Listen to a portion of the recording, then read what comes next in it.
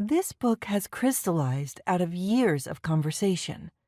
We have shared thoughts on our experiences as teachers and scholars, the various theories and practices of psychoanalysis, and our fears and hopes about life in our time. It thus seemed natural to write together on a topic of burning interest to both of us. How to counter the insidious undermining of people's creative potential that results from neoliberalism's narrow and excessive focus on success, performance, and self-improvement. We thought about a couple of different formats before landing on this one, which allows both the overlaps and the differences between our respective ways of thinking to come through. Our chapters have slightly different tones in the sense that, as is Mari's tendency, she paints with broad strokes, whereas Gail, steeped in literary research and teaching, focuses on close readings that open out to broader insights.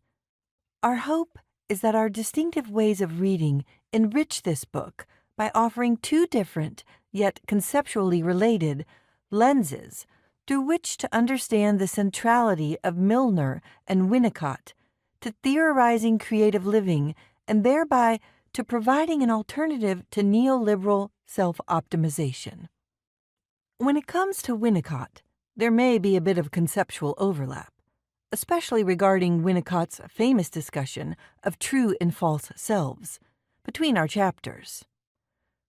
This is due to the fact that we wrote our chapters independently of each other, even though we discussed them repeatedly while we drafted them. Our hope, again, is that any overlap that may exist deepens the text by providing two different perspectives on the same topic.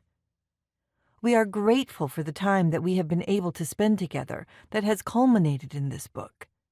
Gail is particularly grateful. What follows is a personal note following Mari's tragic death in June 2023. When we began the project's more intensive phase in the spring of 2022, Mari was still able to pursue multiple writing endeavors with her characteristic zeal, despite her illness's significant debilitating effects. Throughout her life, Mari embodied a quiet resistance to neoliberalism in her very way of living.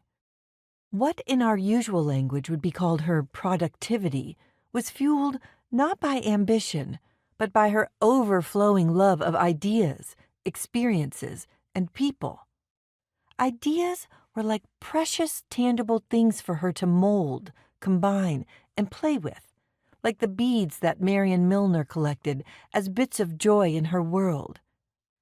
Indeed, Marion Milner herself became such a bead for Mari, serving as a sublimatory antidote to lack that brought her enough enjoyment or jouissance to render her life meaningful. In her life, Mari moved from bead to bead, finding and creating them in the spirit of Winnicott's playing in the intermediate